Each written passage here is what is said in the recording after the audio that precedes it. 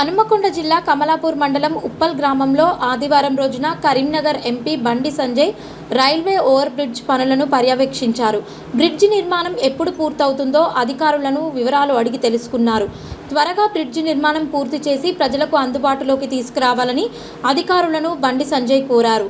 అనంతరం నిర్వహించిన ప్రెస్ మీట్లో మాట్లాడుతూ కేటీఆర్ సిరిసిల్లలో మాట్లాడిన మాటలకు కౌంటర్ ఇచ్చారు.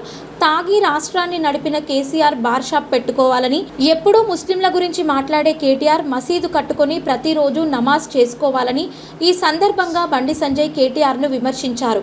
ఇట్టి కార్యక్రమంలో కమలాపూర్ మండలం బీజేపీ నాయకులు, కార్యకర్తలు తదితరులు పాల్గొన్నారు.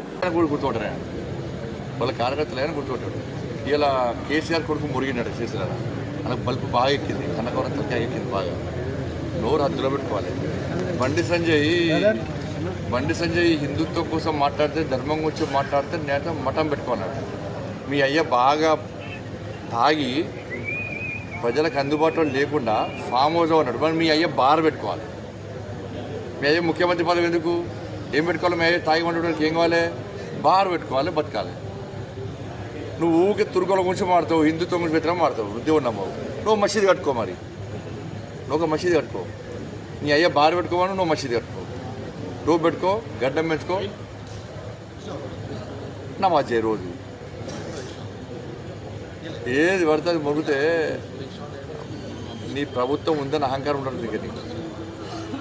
ఇన్ని రోజులు తిరగలే మేధావి, ఇప్పుడు తిరుగుతాను మేధావి అని, చాలా పెద్ద మేధావి అని. ఆయన ప్రపంచంలో ఆయన కంటే పెద్ద మేధావి వెళ్ళారు. మేము పైసలు తీసుకెళ్తాను కొబ్బరికాయ పడిపోతాడే, మేము ఏది తీసుకెళ్తా కొబ్బరికాయ పడిపోతాడే. నేను మళ్ళీ అడుగుతున్నా, నువ్వు 10 సంవత్సరాలు ఏం బీకినావు? ఈ మేధావి చెప్పు. ఈ మురుగటోడు ఏం బీకిండు?